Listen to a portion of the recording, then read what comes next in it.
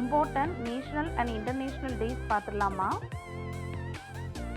First நம்ம பார்க்கக்கூடிய டே வந்து இன்டர்நேஷ்னல் டே ஆஃப் ஃபேமிலிஸ். இந்த டே வந்து எல்லா இயரும் May 15th நம்ம செலிப்ரேட் பண்ணிட்டு இருக்கோம்.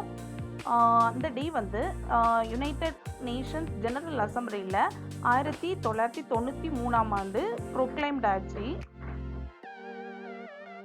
இந்த டே நம்ம எதுக்கு செலிப்ரேட் பண்ணுறோன்னா, குடும்பங்கள் தொடர்பான பிரச்சனைகளை பற்றி பேசுறதுக்காகவும், குடும்பங்களை பாதிக்கும் சமூக, பொருளாதார மற்றும் புள்ளி விவரங்கள் அதை பற்றி பேசுறதுக்கு ஒரு வாய்ப்பாக இருக்குது.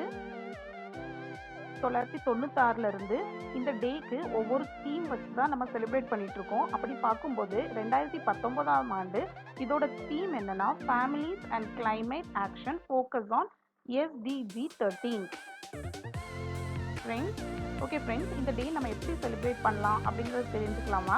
இந்த டேயில் நம்ம வந்து கொஞ்சம் டைம் ஸ்பெண்ட் பண்ணணும். அதாவது நம்ம ஃபேமிலி மெம்பர்ஸ் கூட மிங்கிள் ஆகிறதுக்கு கொஞ்சம் டைம் ஸ்பெண்ட் பண்ணலாம். அதே மாதிரி நிறைய ஆக்டிவிட்டீஸ் வைக்கலாம். ஃபார் எக்ஸாம்பிள் போர்ட் கேம்ஸ், அதே மாதிரி சிங்கிங் காம்படிஷன் அண்ட் மோர்.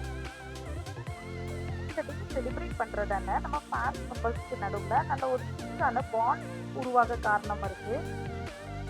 நம்ம செகண்ட் பார்க்கக்கூடிய டே வந்து நேஷனல் என்டேஞ்சர்ட் ஸ்பீசிஸ் டே. இதுவும் May 15 தான் நம்ம செலிப்ரேட் பண்ணுறோம். இந்த டே எதுக்கு செலிப்ரேட் பண்ணுறோன்னா எல்லாமே தெரியும். அதாவது நிறைய ஸ்பீசிஸ் வந்து அழிஞ்சிட்டு இருக்கு, அந்த அழியக்கூடிய விளிம்பில் இருக்கு. அந்த அனிமல்ஸை காப்பாற்றுறதுக்காக தான், அனிமல்ஸ் மட்டும் இல்லை, எல்லாத்தையும் அந்த ஸ்பீசிஸ் எல்லாத்தையும் காப்பாற்றுறதுக்காக தான் இந்த டே நம்ம வேர்ல்டு வைடாக செலிப்ரேட் பண்ணிட்டு இருக்கோம். நம்ம பிளானட்ஸில் nearly 16,000 species of animals, plants, insect, அதே மாதிரி நிறைய கிரியேச்சர்ஸ் வந்து ஒரு ரிஸ்க்லேயே இருக்குது. அதாவது அந்த மொத்த இனமே அழிகிறதுக்கு காரணமாக இருக்குது. அதை பற்றி தெரிஞ்சுக்க, அது எப்படி நம்ம அந்த அழிவுலேருந்து காப்பாற்றலாம், அதை விழிப்புணர்வு பண்ணுறதுக்காக தான் இந்த டே நம்ம கொண்டாடிக்கிட்டு இருக்கோம். மெயின்லி நிறைய ரீசனுக்காக தான் இந்த என்டேஞ்சர்ட் ஸ்பீசிஸ் இருக்குது. பொதுவாக பார்த்தீங்கன்னா பொல்யூஷன், அதே மாதிரி global warming, over hunting, habitat fragmentation, அதே மாதிரி ஓவர் ஃபிஷிங், இது மாதிரி நிறைய காரணம் சொல்லலாம் என்டேஞ்சர்ட் ஸ்பீசிஸ் ஆகிறதுக்கு. அட்டென்ஷன் அண்ட் அவேர்னஸ் கிரியேட் பண்ணுறதுக்காக தான் நம்ம இந்த டே செலிப்ரேட் பண்ணிட்டு இருக்கோம்.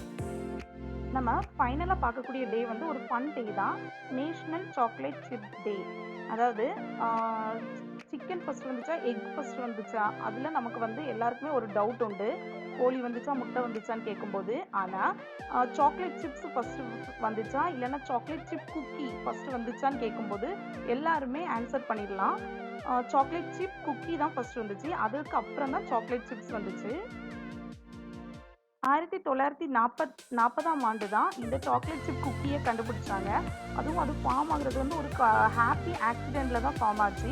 அதாவது செஃப் வந்து கொஞ்சம் செமி சாலிட் ரேஞ்சில் ஒரு ஸ்வீட் க்ரியேட் பண்ணணும் அப்படின்னு நினச்சி தான் அந்த சாக்லேட் வந்து ஃபார்ம் ஆச்சு. அது வந்து அதுக்கப்புறம் ரொம்பவே ஃபேமஸ் ஆச்சு. அப்புறம் கொஞ்சம் க்ரன்ச்சி எஃபெக்ட் கொடுக்கணுன்னு தான் இந்த சாக்லேட் சிப்ஸை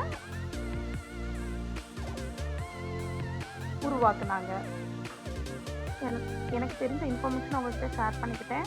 இது கண்டிப்பாக உங்களுக்கு யூஸ்ஃபுல்லாக இருக்கும்.